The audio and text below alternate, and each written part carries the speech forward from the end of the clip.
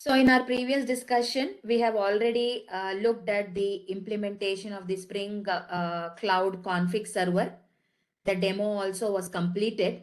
And today we will have to look at the config client setup. So in our case, the microservices will behave as the config client.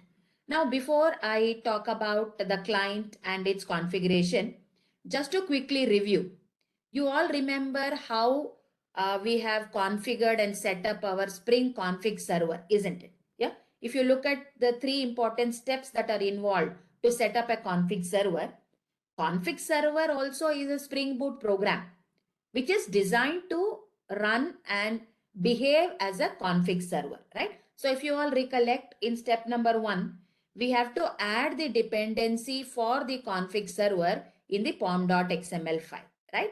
So quickly I'm showing you. This is still the discussion on the server. I'm just quickly showing that to you, right? Now, if you all remember, you remember this dependency? Yeah, we have to add the dependency for Spring Cloud config server. Yeah, this is step number 1 of setting up your config server. Now, once this is ready, step number 2, I'm sure all of you remember.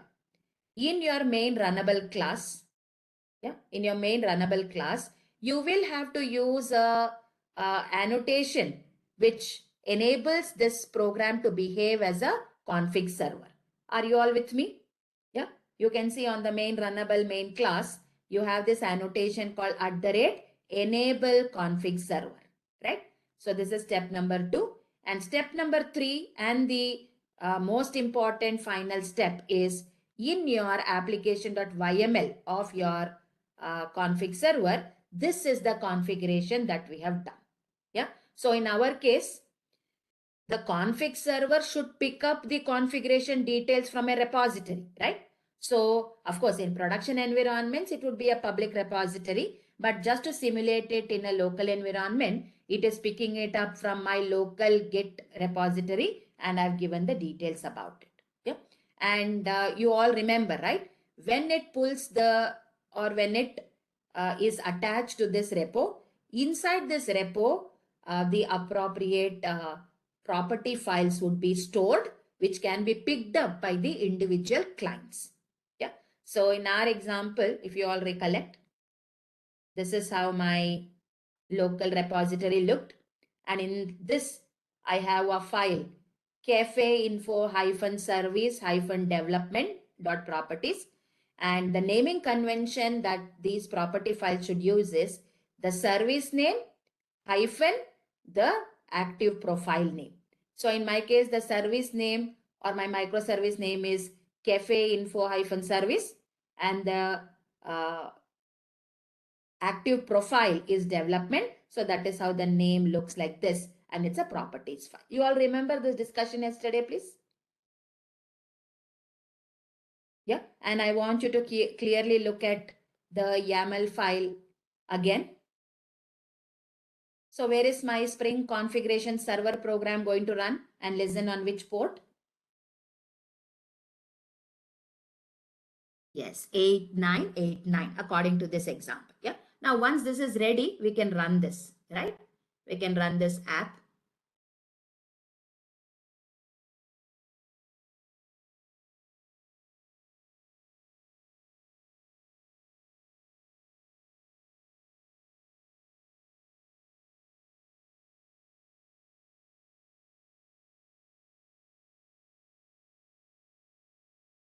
And remember, in your Spring in config server also, you would have added actuator. The actuator will kind of help you to figure out the health of your app, right? Now that your config server is up and running, just to test it, we can access the config server 8989, and you can even access actuator/health. Yeah. Now, if everything is fine and if your config server is able to connect to its repository and make sense out of it, remember the status of it should be up. Isn't it, guys? Yeah, this is one test. And another test is if your config server was able to access its repository, obviously it should be able to access those files that are there in that repository. So just to check that, I can use a naming convention like this. Cafe info hyphen service is the name of the service, and slash followed by the active profile. Yeah. So if you try to access this, you should be able to see all the details of that particular configurational file. Yeah. So you can see that this is Cafe info service, and Cafe info service is the name. The profile is development, and this is the file of the property sources, and inside that file, which is Cafe info service, it's able to understand two properties: pivotal cafe info service.name, and it's mapped to the service name, and pivotal cafe service cafe review service.name, and this. So was this the expected output? Have I tested just to check whether your config server is up and running and whether it's able to access its repository and its files, please? Yes, right? So this is our step 1 in setting up and implementing the config server. Yeah. But once the config server is up and running, now we will have to look at how you are going to configure the config clients to pull the configurational data from the centralized config server. Till now, we did not have any config server. So each microservice, we're storing its certain application level properties, etc. within its YAML file. Yeah. Now, instead, anyway, you have set up the centralized config server. Now the microservices, in my case, Cafe Info and Cafe Review microservice, can link up with your config server, and from there it can pull the config data. How am I going to do that? Yeah. So here are the steps that you have to follow. And of course, in my case, Cafe Info is talking to Cafe Review. Cafe Review is not talking back to Cafe Info. So I am going to now configure details only in Cafe Info. But if needed, the same configurations you have to do in Cafe Review. Any microservice which needs to pull the configuration data from a centralized config server, in all those microservices, you have to perform these steps. Yeah. Now, in my example, please note the microservices are still going to behave as a Eureka client. So obviously Eureka server should be up and running, so that when my microservice start, they will register with Eureka, okay, for service discovery and others. Plus they will also register themselves, or they will behave as a config client, and they will be designed to pull the configuration from the config server. Yeah. So how am I going to do that? I will just show you the steps that are involved. Meanwhile, we can also get our Eureka server up and running. Yeah. So let me get this Eureka server up.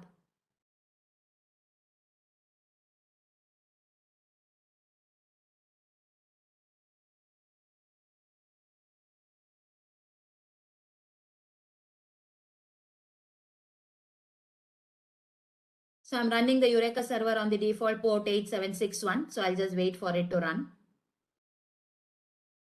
There it is. It's up and running. Let me just recheck that as well. 8761.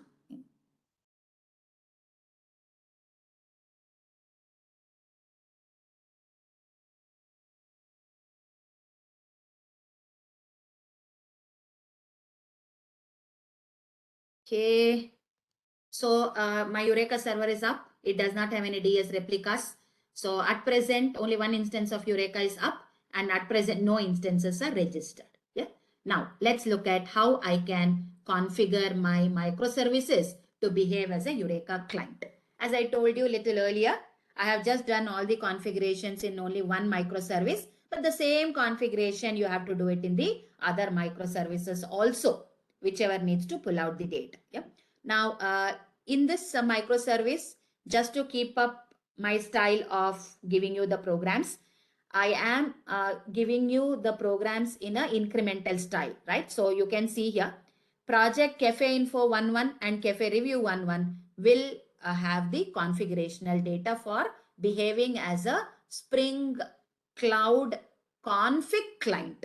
Okay, so just remember this. Now, apart from just being a regular microservice and also acting as a Eureka client, if I want this to behave as a config client, I have to first and foremost add the appropriate dependency. So what is the dependency that I have to add? Let me just show that to you.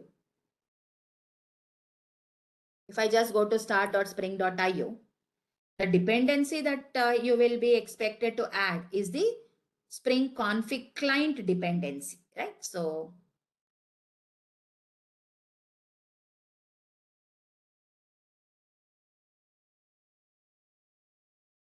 here, if you see, if I choose this config client, so you can see the tag, it is Spring Cloud config. This is the config that connects to a Spring Cloud config server to fetch the application's configuration, right? So in my case, if you want your microservice to behave as a config client, that should be capable of connecting to a Spring Cloud config server and fetch the application's configuration. This is the dependency that you have to add, config client. So when you add this config client dependency, if you explore the pom.xml, you will be able to see a dependency like this. org spring framework.cloud and artifact ID will be Spring Cloud Starter config. Can you see this, guys? Spring Cloud Starter config. This is the dependency. For the config server, it will be Spring Cloud config server. But in my case, for the client, it will be Spring Cloud Starter config. So this is the dependency that you have to add. Yeah. So in our case, let us recheck. This is my microservice, right? Let me go to the pom.xml. So you can see all these are general same details like earlier. Plus you also have actuator, JPA and all these. Yeah. Just, of course, it is behaving as a Eureka client. So this dependency also is available. If I just scroll down, yeah, I also have test dependency, then dependency management for Spring Cloud and the Spring Boot Maven plugin. All these things are there. But what is important from for this program is this dependency that I've added in line number 66 to 69. Are you all comfortable with this, please? Yeah. Spring Cloud Starter config. So this is the dependency that is required for ensuring that your microservice is now going to behave as a config client as well. And it can pull data from the config server. So this is the dependency that you have to add. Yeah. Once you add this dependency, let me show you the main runnable class. Yeah. Let me show you the main runnable class. Is there any specific annotation you have to use for Spring Cloud config client? Yeah. Look at the code, all of you. No, there is no need of using any specific config client related annotation. So nothing is there. You remember, enable discovery client is to act as a Eureka client, right? That is anyway there. But no need of using any config client related annotations. Yeah. Now, so step number 1 is just to add the dependency, and step number 2 and the final step probably will be application.yml. I want you to carefully look at the application.yml. These are the general things that you already have. Yeah. Earlier. Are you all comfortable with line number 1 to line number 19? Sorry, line number 22, please. Line number 1 to line number 22.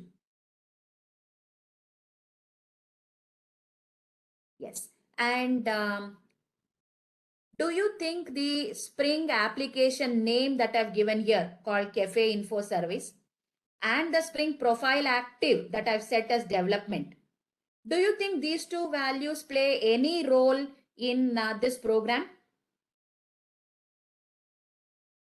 Yes, absolutely. Right? What is the application, Spring application name? Cafe Info hyphen service. And what is the active profile I have said? Development. Right? The app name hyphen the active profile dot properties will be the properties file from where this guy will read its configuration data, isn't it? Yeah. So let me show you my Git repo. Is my naming convention fine according to this? Yes, right. See, cafe info hyphen service, cafe info hyphen service. Then you have to have a hyphen. Then the active profile, which is development. Yeah, and dot properties, or it could be even a YML file, not a problem. So inside this, you should pick up the data. Yeah. So just ensure that the name and the profiles are correct. Then let me scroll. Yeah. Have a look at line number 24 onwards, please. Yeah. Line number 24 to line number 29 first.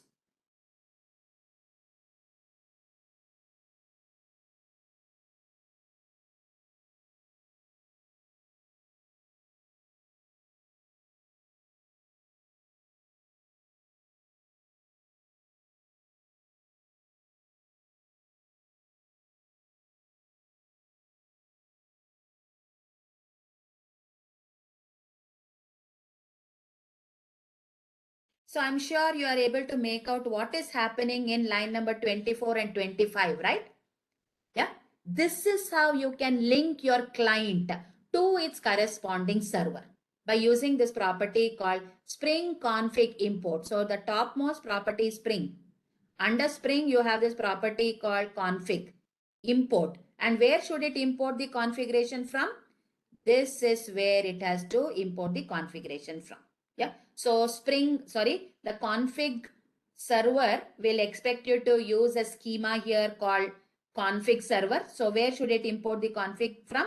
It should import it from the config server. Which is my config server?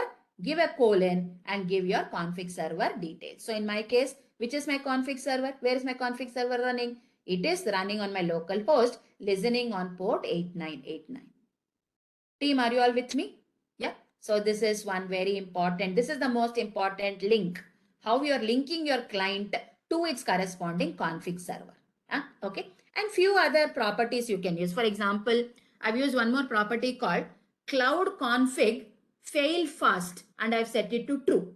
That means whenever it is trying to fetch the values from the config server, if there is any error, yeah, instead of keeping on retrying many number of times and then finally telling me something's wrong, fail fast means whenever you're trying to access, if there is some issue, fail fast and tell me what is wrong.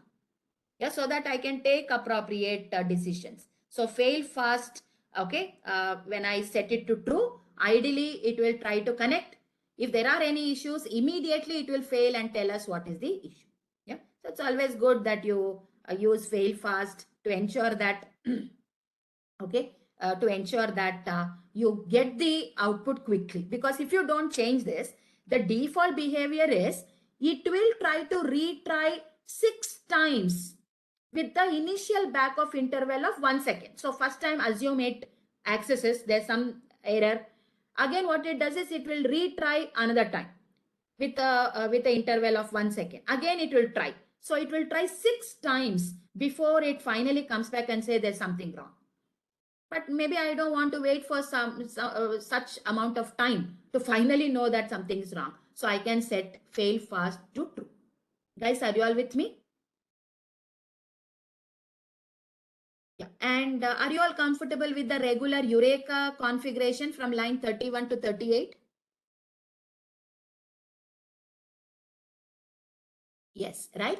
And the most important point about this program, is, let me scroll down. Are you able to see what I have done in line number 40 to 44?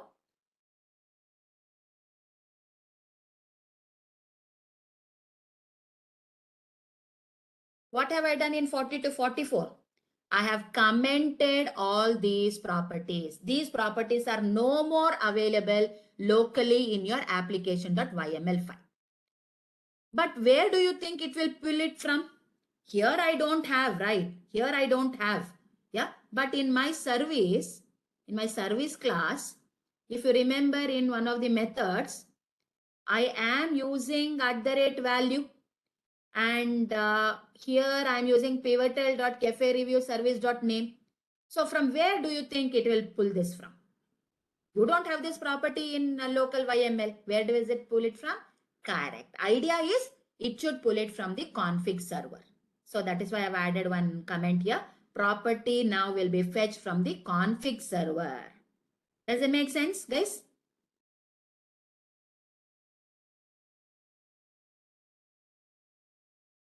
Yeah. So how do I know whether this program works fine and whether it has really picked up these values? If the entire communication between the cafe info and cafe review happens successfully, and from cafe review, remember that get all method is there, which will fetch both cafe info and cafe review. If everything works, it's very evident that it was able to fetch the value. Yeah. And moreover, what I've done here is just to check in this method, get all method, here I am using sysout.println, and in the cafe info method, I'm trying to print this. See, value of cafe review service variable. I will just add this. Picked up from the config server.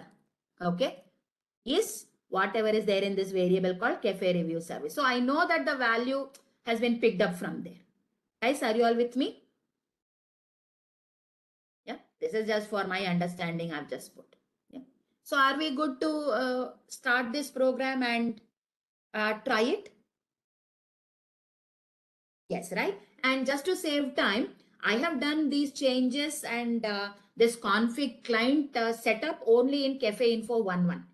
I have not done it in Cafe Info, sorry, Cafe Review 1.1. Yeah. Is it okay, guys, that you do the same thing for Cafe Review also, if at all it's required? Yes, right. And in that case, can you tell me what will be the name of that file? If Cafe Review, let me just show that to you. If this is the file name, yeah, and assume I add the default profile, sorry, the active profile also, what should be the file name? Assume the active profile to be development.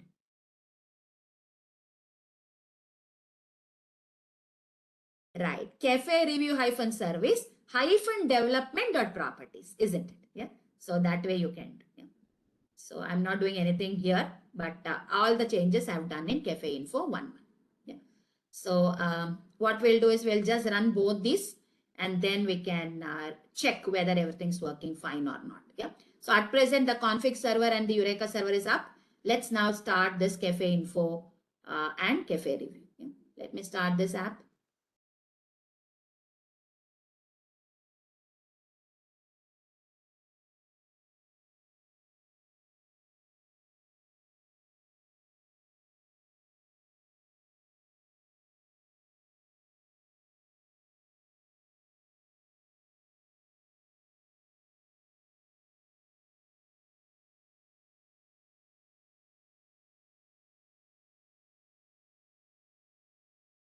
So it has started.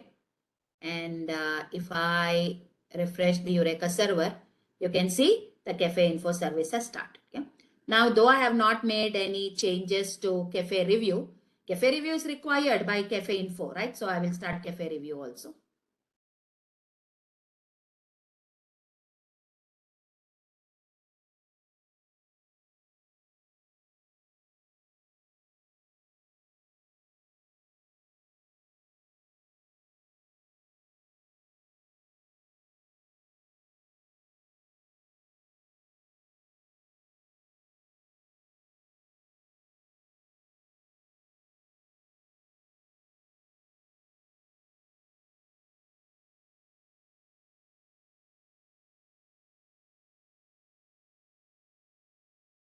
Okay, let's go back and refresh. Now both of them are there. Yeah. So shall we test it and see whether everything's working fine?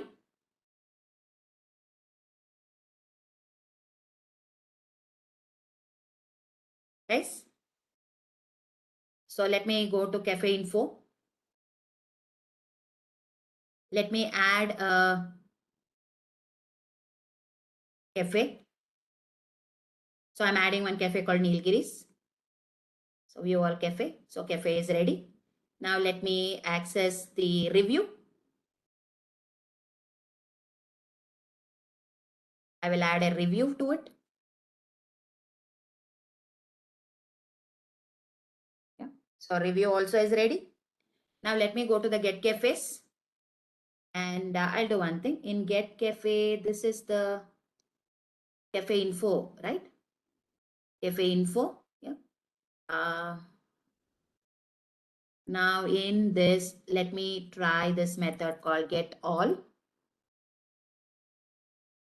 followed by the cafe ID. So what do you feel? Do you think everything's working fine? It's also able to pick the cafe review also from that review and it's showing you. So, and if you want to recheck, you can go to the console of the cafe info because we have printed the value, right? See here, value of cafe review service variable picked up from the config server is this cafe review hyphen service, which is correct. Yeah, so it's very evident and it's also working fine. So this is how you can set up a cafe, you can set up a config server and the corresponding config client. Team, are you all with me? Yes. So what do you feel, guys? Do you think in huge production environments, a config server and configuring your microservice to also behave as a config client, do you think it adds value? Yes. But are you able to also make out so much of interconnections are happening now? Yeah. Try to put a picture what and all we have at present. Yeah. What and all we have at present, try to picturize it. Yeah. If I just take an example of till now, whatever we have done, what and all we have configured. Okay, just to picturize it. What we have created was only two microservice, cafe review and cafe info and cafe review microservice, right?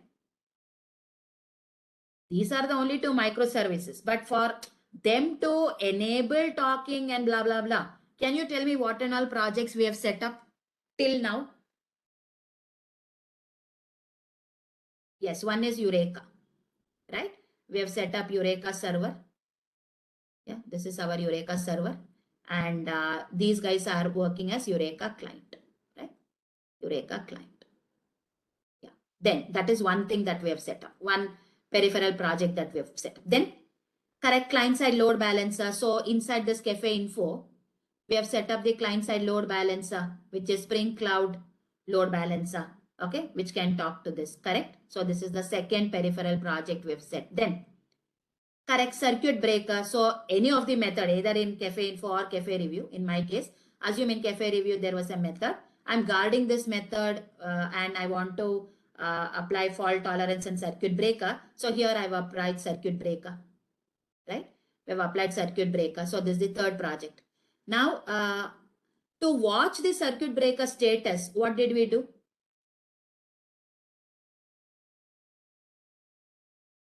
Yes, we have attached a monitoring system called Prometheus. Yeah, we have added a monitoring system called Prometheus.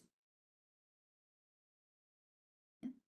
So this is the fourth thing that we have done. Yeah. Then what else we have done? Look at the advanced topics that we have done.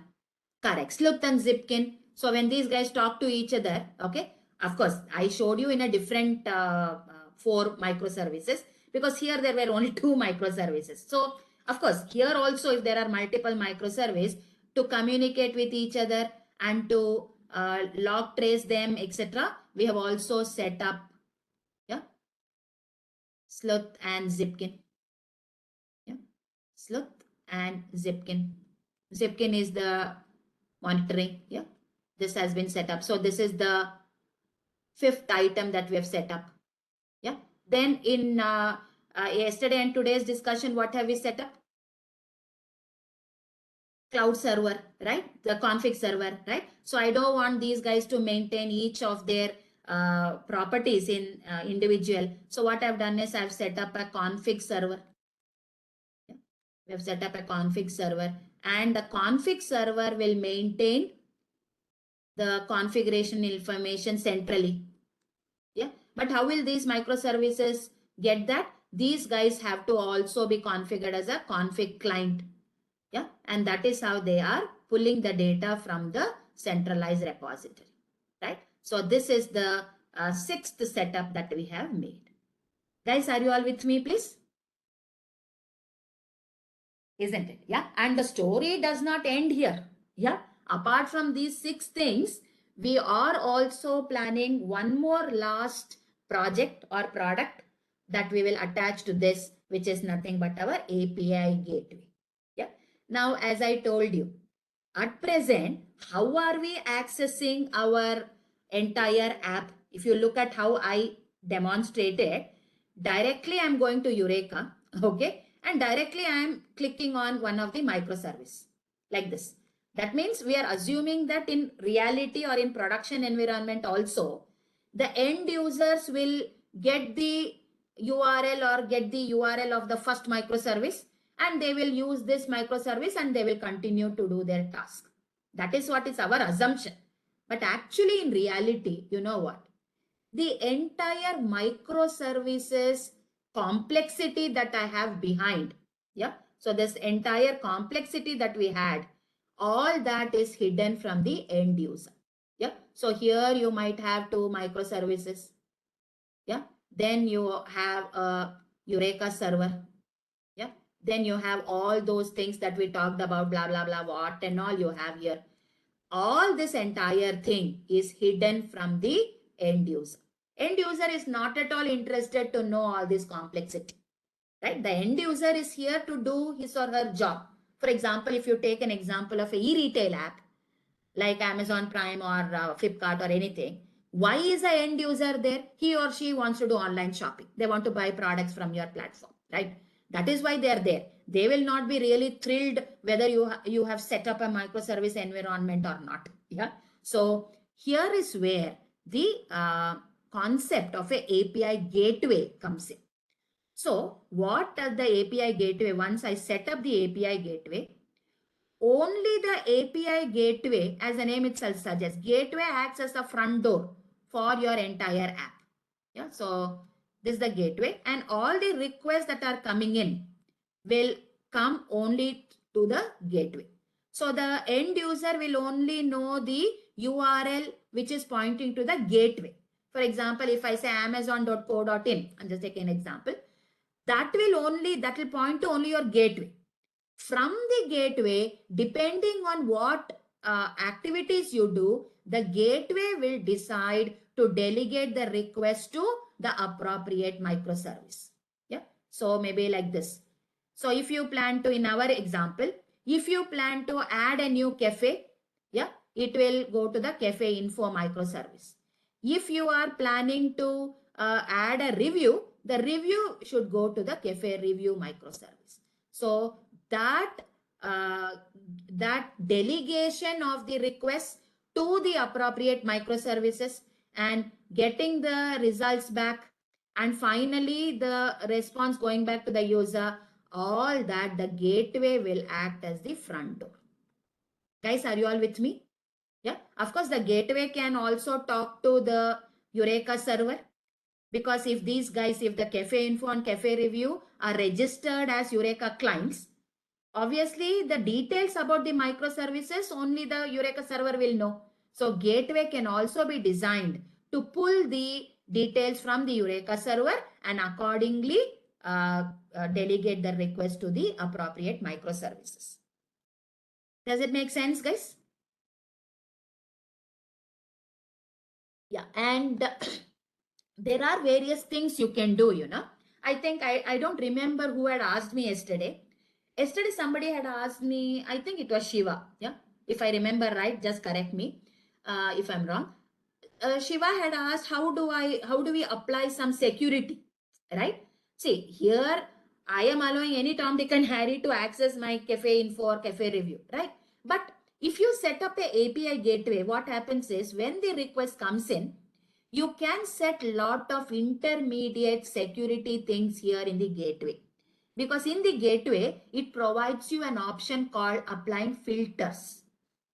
What kind of filters you can apply? You can apply the security filters. You can apply some validation filters. You can apply your any business requirement filters, and based on that, you can decide whether to forward it or not to the appropriate things. So all such things can be done using something called as filters also. Guys, are you all with me? Yeah. Assume you have a requirement, or there is a business requirement saying we are launching a new range of products is in Amazon Prime. Okay, but that range of products will be up for sale only from 27th of only from 27th of July. That product will be, or that facility will be up for the end user.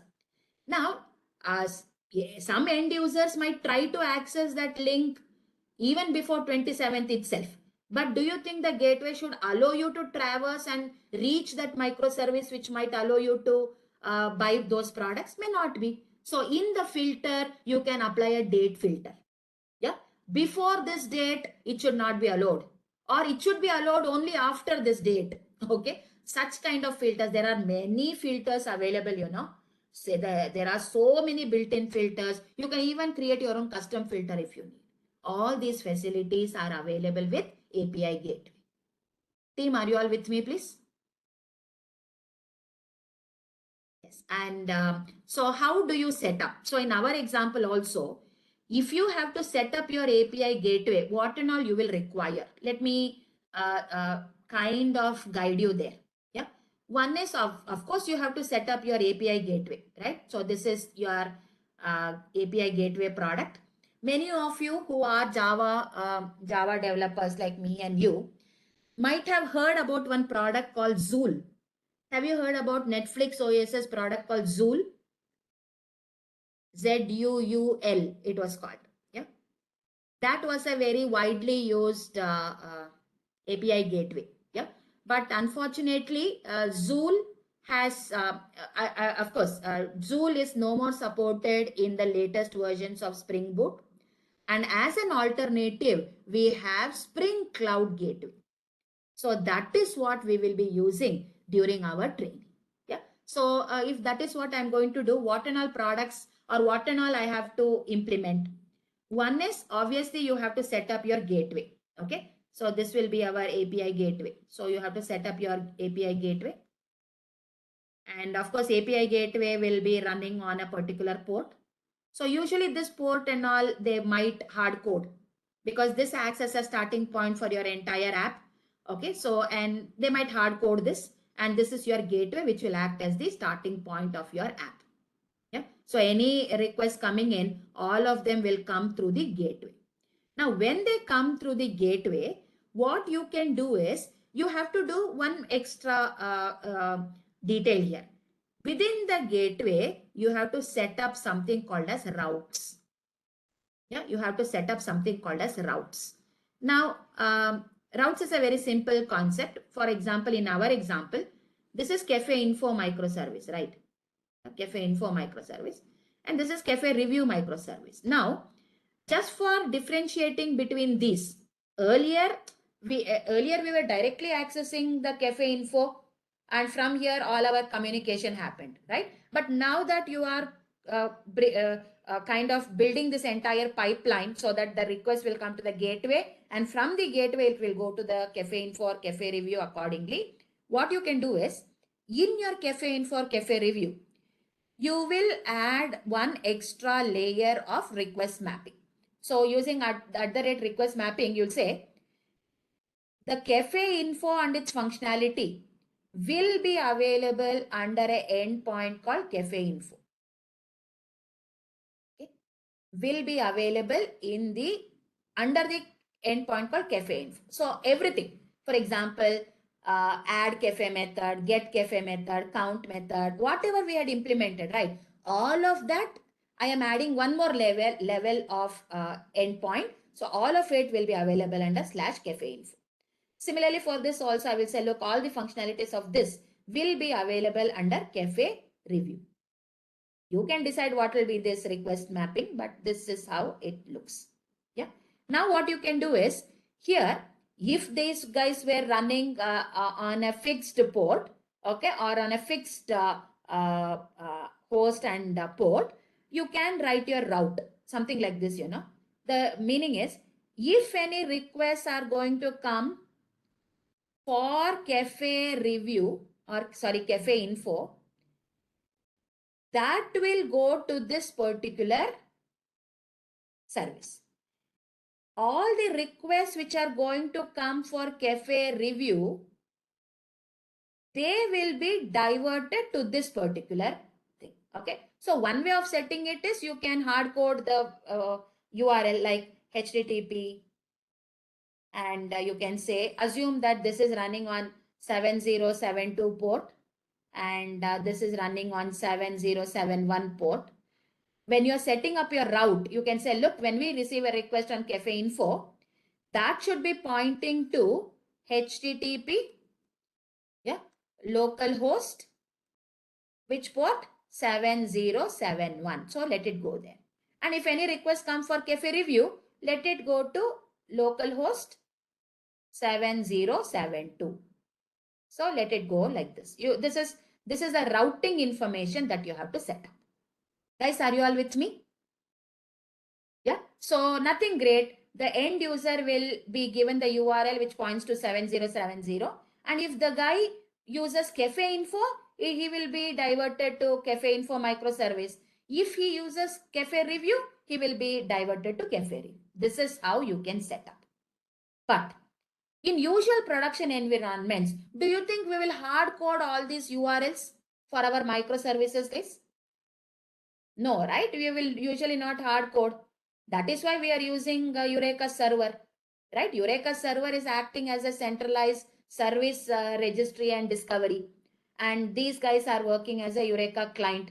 So obviously they would have registered their details about themselves in the Eureka server, right? Now, in this example, now that you have set your Eureka server and your microservices are going to behave as a Eureka client, yeah, whose job is it to look into the Eureka server to understand where this cafe info and cafe review is running, so that appropriately it can delegate? The gateway has to look at it, right? So once the gateway receives the request, yeah, it receives the request, depending, for example, the request came like this, whatever, okay, you use 7070, yeah, and I say cafe info, okay. So it knows that in the mapping, it knows that whenever a request comes for cafe info, it needs to go to cafe info microservice. But where is this cafe info microservice? It does not know, because you are not hard coding. So it will do a lookup, understand where is this cafe info, and accordingly it will delegate. Again, the same thing, if a request comes for cafe review, okay, again the gateway will look out, and because the request came for cafe review, it will delegate it to this. Guys, are you all with me? So these are some of the extra things you have to do. So one is, of course, you have to set up your API gateway or your Spring Cloud gateway. This is the product that we are using. And inside this, you have to configure all the routes. Meanwhile, in the back end, you have to keep your microservices ready. You have to keep your Eureka server ready. Your microservices have to behave as a Eureka client. And one more extra thing you have to do here is, you have to add one additional path. Isn't it, guys? This additional path you did not have till now, but one additional path you have to add. That's the only thing you have to do. Does it look good, guys? Yes. So what we'll have to do is, in our case, this is what we need to set up. Yeah. Again, I don't have a slide deck just to emphasize on the steps. I will show you the same steps. That is why I did this entire review. Now what we'll do is, we will set up this entire setup on our machine and see how the entire stuff works. Is that okay, guys? Yes. But before I talk about that, yeah, please note the alternative to Zool. Say earlier we were using one product called Netflix OSS Zool product, which was the API gateway. But the drawback of Zool was blocking code. Okay, it was blocking code. So, the Spring Cloud gateway is a non-blocking reactive stream-based code. So it's a non-blocking code. So whatever is written or however your gateway, Spring Cloud gateway is designed, it is designed keeping in mind the non-blocking reactive way of development. So you will see that some slight differences internally in how it works might be there. But for me and you as a developer, things will be the same, not to worry. Is that okay, guys? Yeah, you might have heard non-blocking asynchronous way is how your Spring Cloud gateway is going to work. Yeah. So what we are going to do is, for configuring this, first and foremost, let me shut down all these things. More than 3 programs I start running, my machine becomes very slow. Okay. Anyway, let me terminate all of them. Yes, all these are terminated. Now let me close all of them one by one. But for my API gateway demo also, will I require Eureka server, guys?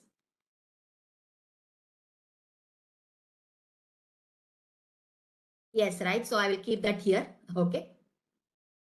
We'll keep that. Once your microservices come up, we can use this. Yeah. So first and foremost, let me import the API gateway program. Yeah.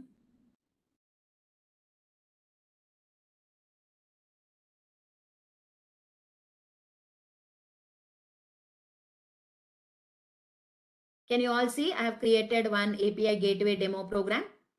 Yeah. So this is the project that I'm going to import now. Yeah.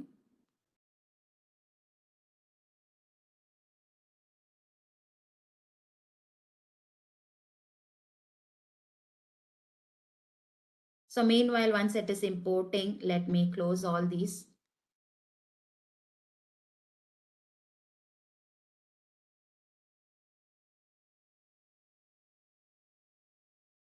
I've terminated it anyway. Okay, now have a look. So if you were creating this project from scratch, obviously API gateway is not there, right? You would have started from scratch, right? So let me show you how you can add the dependency. You will add the dependency for gateway. Yeah. So you can see this is Spring Cloud routing, and gateway provides a simple yet effective way to route to the APIs. APIs are nothing but your individual microservices. So the gateway, as the name itself suggests, acts as a front door and an effective way to route all the APIs, and also provide cross-cutting concerns. Like this is what I was telling you about the filters.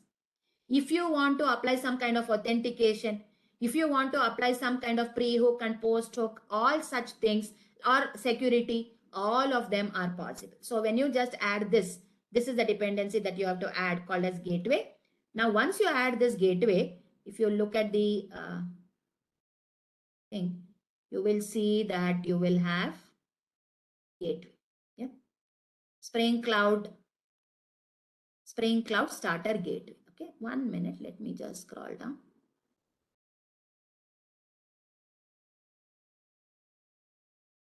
Yeah, I will talk about that when I show you.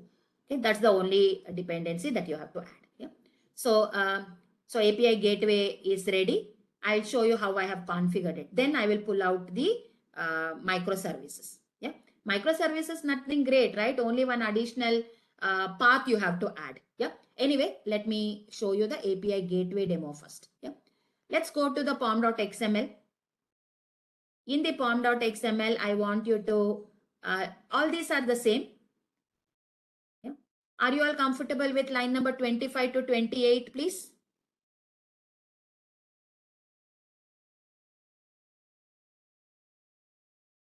Yes, right. This is the most important dependency, Spring Cloud Starter Gateway. Yeah. So because I want this to behave as my API gateway, so this is the only dependency that is required. Rest of the things are the same.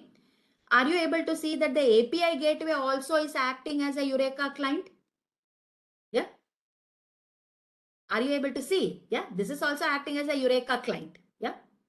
And rest of the things are the same. So DevTools and dependency management, all that will remain the same. Yeah. Now, once this is done, so step 1 is add the appropriate dependency for gateway.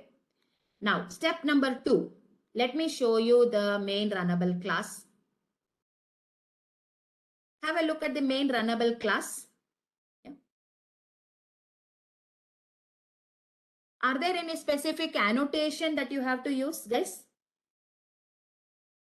Are there any specific annotation that you have to use? Not really, right? For now, I'll do one thing. I have a bean entry here. Let me comment it off. Yeah. Let us see whether this works. I was doing some R&D and then I had added this. Now for now, don't worry. I'm just commenting it off. Yeah. So no extra code I have written in my main runnable class. Is that okay? Yeah. But of course, this is still acting as a Eureka client, isn't it? Yeah. So Eureka client is done. Now, once that is ready, let's look at the last step and the important step, your application.yml file. Yeah. You will see few new things here, but have a look. Yeah. First, look at line number 1 to line number 6. Are you all comfortable with this? Tell me.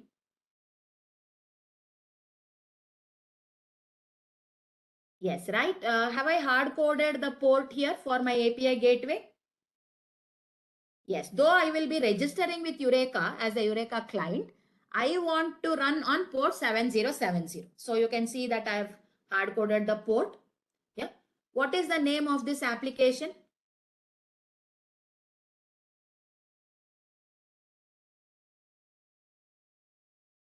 What is the name of this application? API gateway. Yeah. Then there are few properties which are related to your gateway related configuration. Remember I told you one major configuration we have to write in the gateway is about the routes, right? So the routes information is available here, but before the routes there are some more properties. Yeah. So just go through this and then we will talk about it. Just go through from line number 8 to line number 25, please, all of you.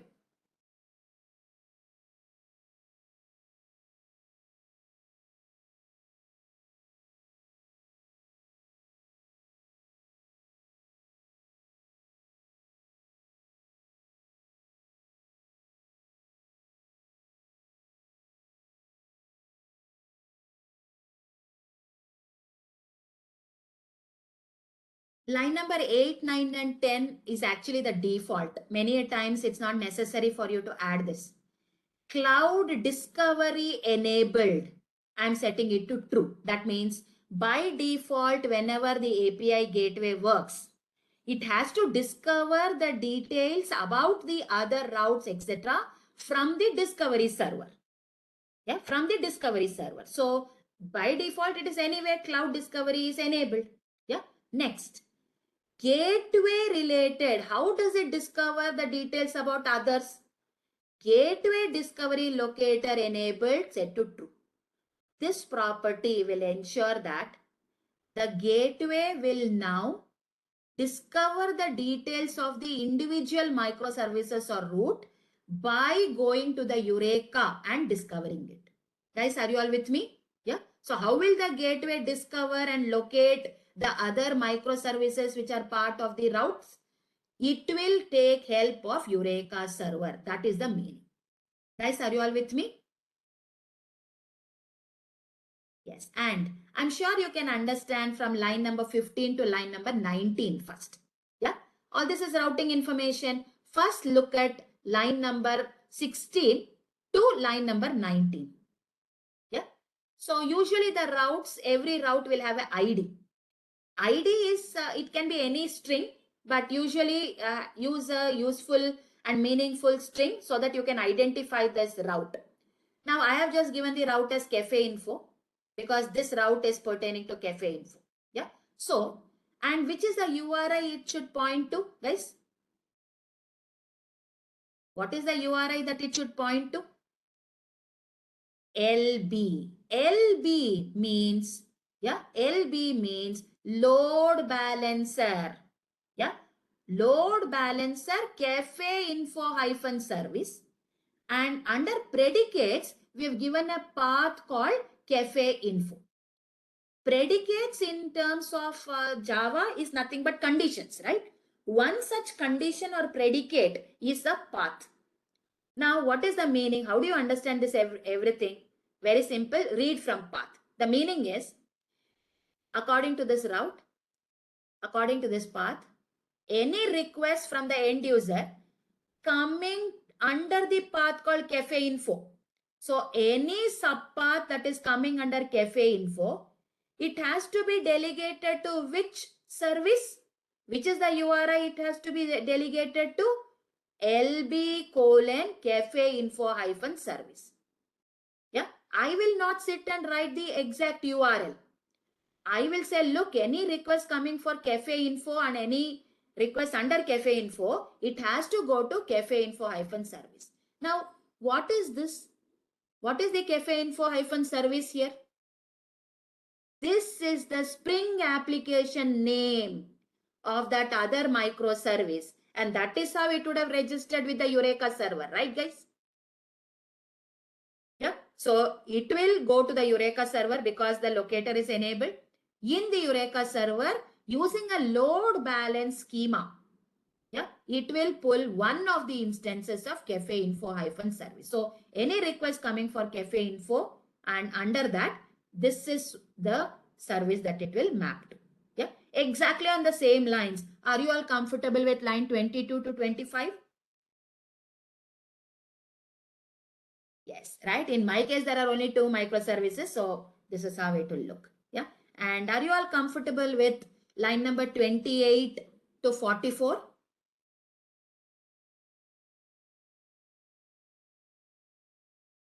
Yes, right.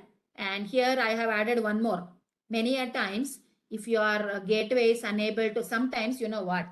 Gateway, when it is trying to understand this and fetching from the Eureka, it might really not be able to understand if you are running everything in the local host. Yeah. So if you have some issues or things are not working, just ensure that this property is added. Okay.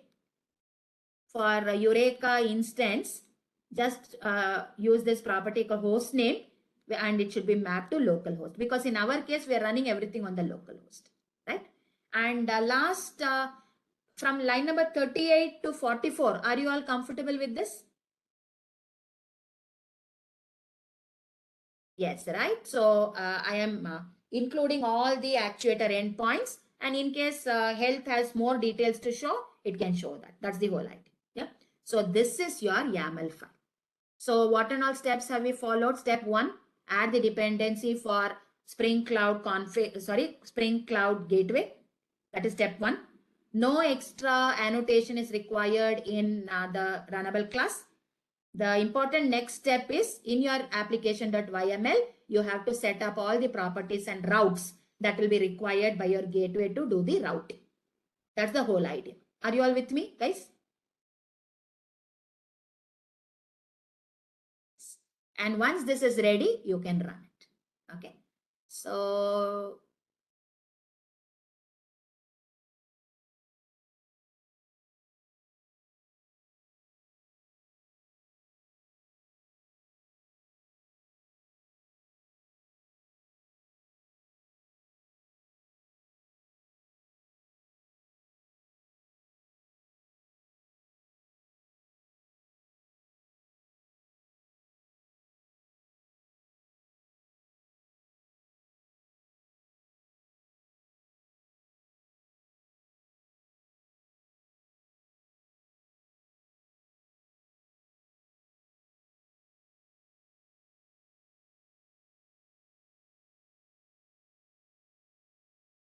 I'll stop this. You know the reason, right? This guy is also acting as the Eureka client. So, but Eureka server only is not up, right? So that is why it is failing. Okay. So just first let me run Eureka server, guys.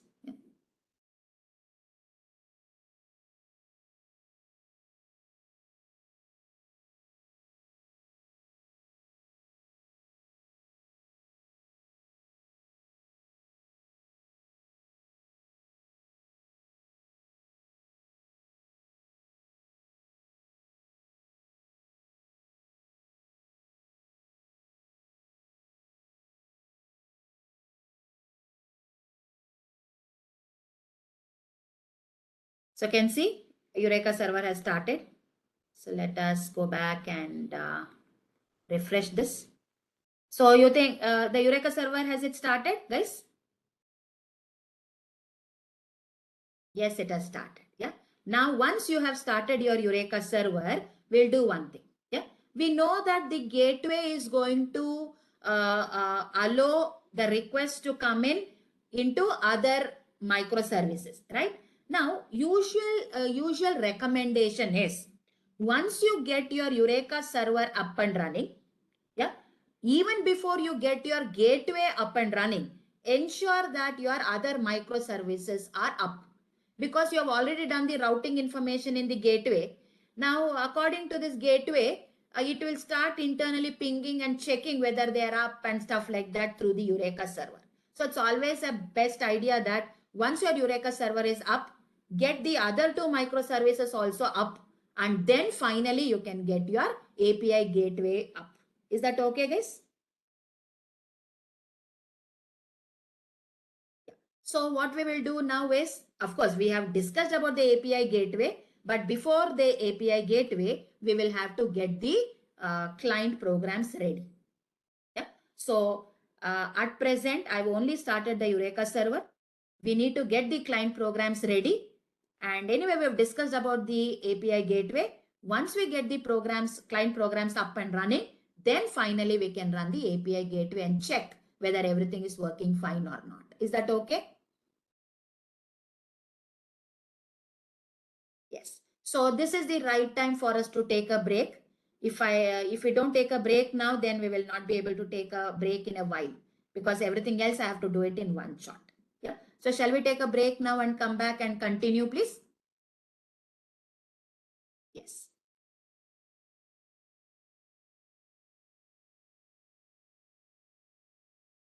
Welcome back. Before the break, we have seen the steps that are involved to set up your gateway. So we have analyzed those steps. And now we have to look at how you can configure your other microservices so that it can act as the backend for your gateway. Yeah. Please note in our example, we are using Eureka server and our microservices and our API gateway are going to behave as Eureka clients. So at present, the Eureka is up and running and we are yet to start the API gateway. As I told you, usual recommendation is please get your Eureka server up first, then get your microservices also up so that your entire backend is ready, and then the gateway can start as the front door. Yeah, that's the whole idea. So what we'll do now is we will pull out the other two microservices that I have. Just to, it is the same Cafe Info and Cafe Review microservices of mine, but just to tell you that this is the gateway clients, yeah, which are microservices gateways. I've given the name as Cafe Info Gateway and Cafe Review Gateway. Okay, it's the same microservices, but with few changes. Let's have a look. So let me import this.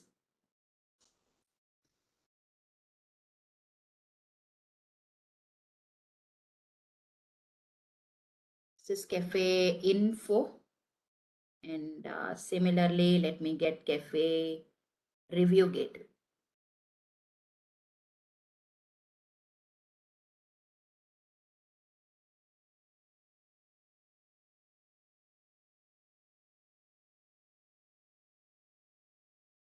Okay. So till it's building, let's look at Cafe Info Gateway first. Let's look at the pom.xml just to figure out, is there any change that we need to do? Okay. Quickly look at it. Quickly look at from line number 6 to line number 20 probably first. Are there any changes here? Anything related to gateway? No, right? Let me scroll. Let me show you the dependencies again. Please go through the dependencies from line number 21 to 42. Any dependency related to gateway? No, nothing. Yeah. So let me scroll here as well. Line number 45 onwards, please. Of course, my microservice is behaving as a Eureka client, so that dependency is anyway there. Yeah. This is the DevTools, test, dependency management, and the Spring Boot Maven plugin. So have we added any extra thing to act as a gateway backend? Not really. Nothing is required. These are going to be regular microservices which are Eureka clients which would have registered with Eureka server. So no extra dependency, no extra annotation is required. Yeah. Then what is the only thing that is required? Let us see. Let me show you the main application class also. Anything out of the place here? Have a look.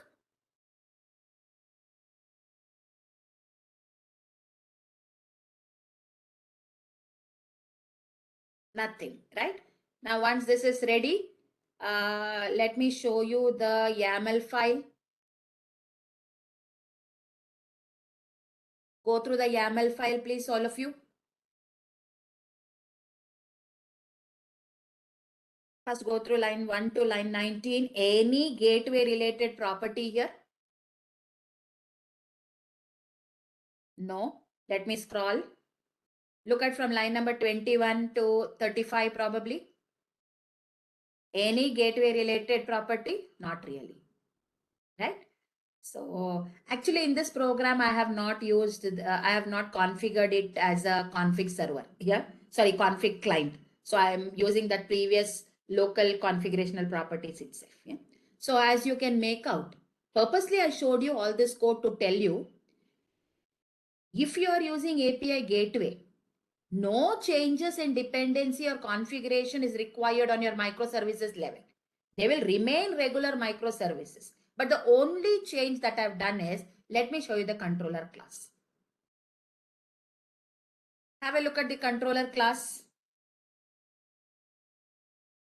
Look at line number 23 to 26. You might see something new.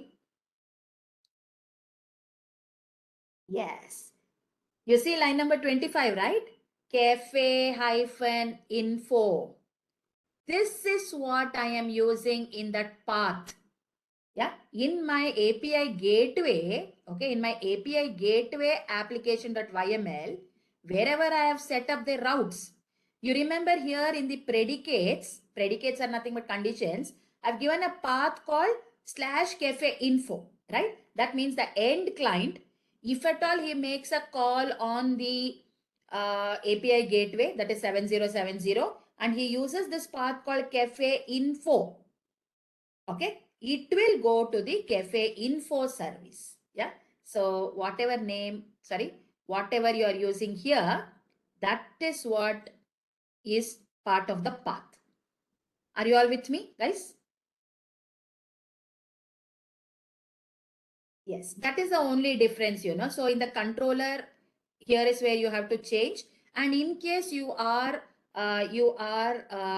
using any specific template files, you be a little careful there. For example, let me show you some template files. In index also, here, in the index page, do you see any change in line number 14? Yes, right. Earlier it was only add cafe. But now everything will come under what? All the other endpoints will come under the main request mapping path called cafe-info, right? So wherever you are using, please update it accordingly with cafe-info and all wherever you have used. Okay. So here I have made the change. Even in success.html, after successfully adding, when you click on this hyperlink, it used to show all the cafes, right? So here also I've added this prefix. Yeah. So likewise, ensure that wherever you are using, it's appropriately updated. Yeah. Team, are you all with me? Yes. So that's all. This is ready. So we can run this. Similarly, I have made changes to Cafe Review Gateway. Nothing, no other place, only in your controller. Sorry. In your controller, you can see that here I have added request mapping and I've set cafe review. Guys, are you all with me? and here also wherever in the templates, wherever you are pointing to the exact endpoint, all the endpoints will now start with the base endpoint called cafe review, and under that rest of the things would come, right? So just be a little careful and update your code accordingly. Yeah. So that's it. We are almost ready. So in our case, your Eureka is up and running. We will now run our cafe info and cafe review. Then finally we will run our API gateway, and through API gateway we will try to access things. Yeah. So let's see. Again, I'm crossing my fingers. Many a times we don't know why some things might stop working immediately, or sometimes even though our code is fine, depending on the setup and security at Wipro, many things might not work. Let me see how lucky I am today. So this is fine. It's almost up. Let me go back and refresh. Yeah. Is your cafe info service up and running, please? Yes. Similarly, we will run the cafe review service.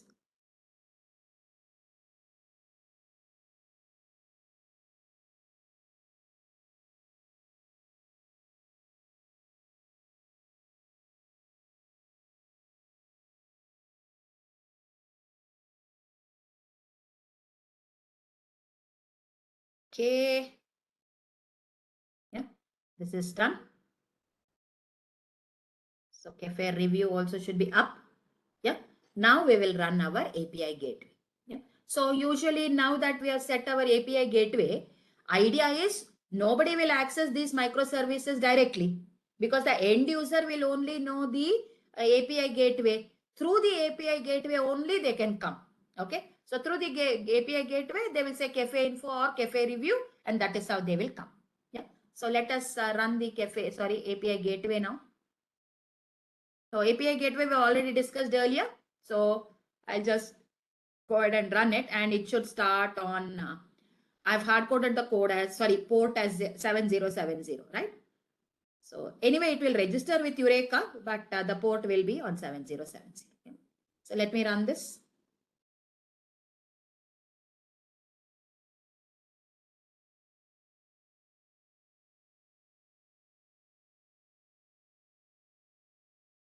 Okay.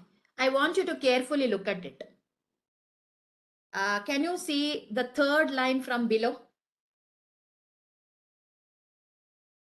Which server is used here? Which embedded server is used here? Netty. Yeah. Please remember when I talked about the Spring Cloud Gateway, I told you that the Spring Cloud Gateway is a non-blocking asynchronous project, and it is built to work in a asynchronous non-blocking way and in a reactive way. And it has a lot of other features like back pressure support and all such stuff. Yeah. In Spring Boot also, have you guys worked or have you guys heard of reactive programming using Spring Boot, guys? We are doing the regular servlet based thing, right? So you might have heard about something called reactive programming using Spring Boot. So that is a new style of what is emerging. Yeah. And so you can see here that for that, the server that runs as an embedded server is Netty. Netty is a back pressure support, asynchronous, non-blocking app server. So instead of Tomcat, this is what is used in the asynchronous non-blocking reactive applications in Spring Boot. Yeah, I just wanted to show you that. Now that is anyway, it's running. Let us come back and refresh. So are you all able to see our API gateways also up, please? Yes. So let us see how it works. So let me access API gateway. So it's like the end user will only know the API gateway. Yeah, end user will only know the API gateway. Now in our example, I am not supporting anything on directly on the root URL, right? In my API gateway, I'm not supporting anything directly on the root URL. So what is supported here is / cafe info or cafe review, right? Before that, before we try it, let me access the actuator endpoint. Yeah, under the actuator endpoint, if you just scroll down, you will have one actuator endpoint called actuator/gateway. Can you see this? Yeah. but actually this is a partial endpoint. Let me access this actuator slash gateway. But under actuator slash gateway, you have to use something called routes. Yeah. When you use something called routes, are you able to make out that when you hit the routes endpoint, it is able to show you what is your API gateway, yeah, and what is your paths that are there, yeah. See, LB hyphen cafe info and LB hyphen cafe review surveys, all that is there, right? So this is one easy way to find out whether your gateway is up fine, whether it is able to identify these guys correctly. You can retest it by using the endpoint under actuator called gateway. Under gateway, you have to use this path called routes to see the route details. Okay. Now it seems to be fine. It's able to understand these routes. Anyway, let us test and see whether things are working fine. Yeah. So I will just access cafe info and this. Are you all able to see this? The end user is using the path called cafe info and it is directed to the cafe info service accordingly, right? Let me add a cafe name. Let me add Glenn's and I say this is a veg shop. Yeah. And this is working fine. This is also working fine. Yeah. Similarly, let me go to my API gateway again. But this time I will go to my cafe review.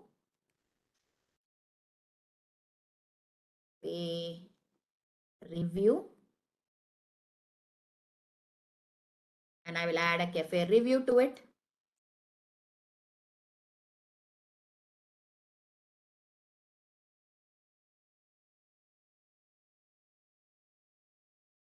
Yes, things are fine till now. And finally, what I can do is here I will also access get all, right? Get all and one. There it is.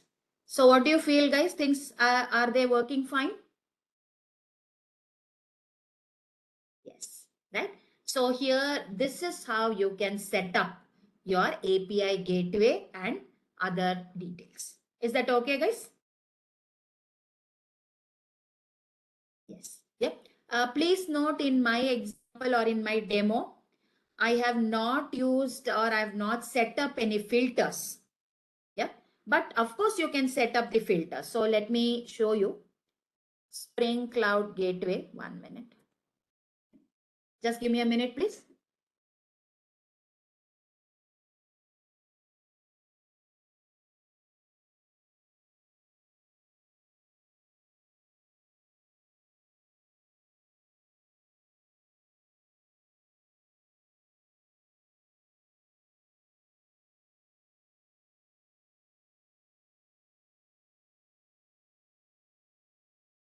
So Spring Cloud Gateway.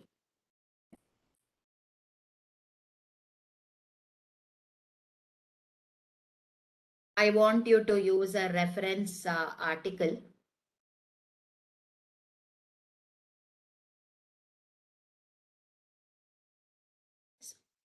Spring Cloud Gateway. This is the official reference article for Spring Cloud Gateway from Spring. I will share this URL with you guys.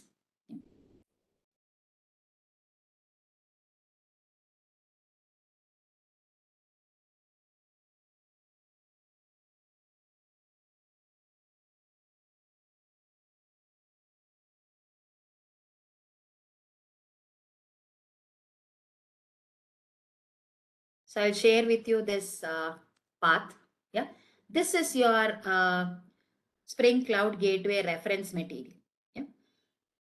So how does it work? Yeah. How to get started with it? Yeah. All such things are available. And again, if you to run your own gateway, okay, what dependency you should use? Yeah. There are a lot of things that are there. Okay. And if you want to know more about filters, okay, predicates and filters and all that, okay, details are there. So I don't want you to see. And one more thing is in our program, To configure our route, we have used our property-based setting, right? We have set our routes in the application.yml. Another alternative to that is class-based configuration. So what you can do is you can create your own custom route locator, and you can set up all your routes like this, even in a class-based mode also. Yeah. So here you can learn more about it. Yeah. You can learn that this is just an overview. And if you want to learn more about it, you can go to this Learn tab. Yeah.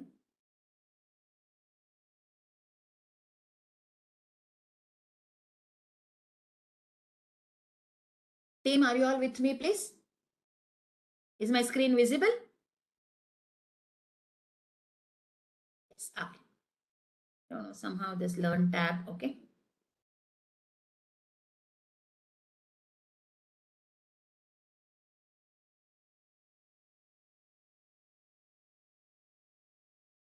It's very slow in showing that. Yeah. And you can also look at some samples. Yeah. So here some sample included in the project and tested. And here are some samples where complex filters and predicates have been used. Yeah. So whenever you get time, I highly recommend you guys to go through these. Team, are you all with me?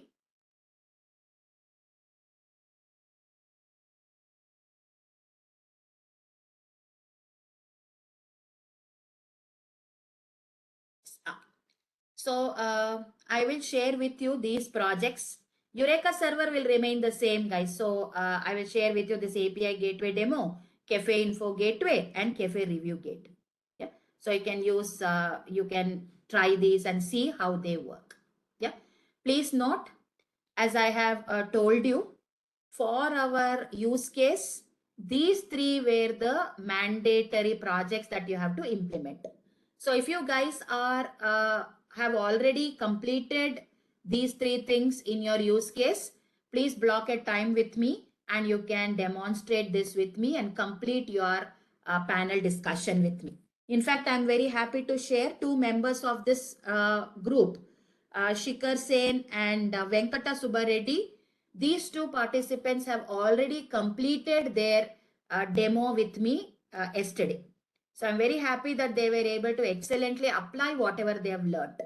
But whenever you get time, though these were the important and mandatory ones, whenever you get time, please set up your other products also. Like set up your log tracing, see how the entire stuff works, set up config server, and configure your microservice as the client. And just now, as I told you, you can also set up your API gateway.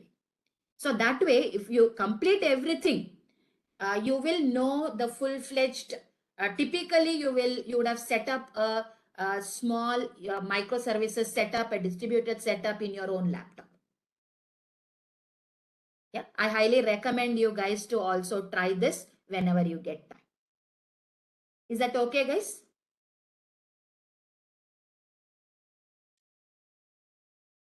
Yeah. So so with this, we officially come to the end of our training. Now, as I told you in the beginning of our training, on the last day of our training, that is probably, see, actually our training has 2 more days, that is Monday and Tuesday. But Monday and Tuesday is earmarked for your capstone evaluations. So if you guys have completed your capstone, please submit it to me. I have already shared with all of you on the MS team the steps that you have to follow to submit it to me for review. So please go ahead and submit it to me and block my time. Tomorrow, on Monday and Tuesday, because I have blocked for the same training, from 2:30 to 5 o'clock, I will be available. So in case you want to block my time for 15-minute demo, please go ahead and do that. Yeah. But for your thing to get officially completed, there are 3 things that are pending.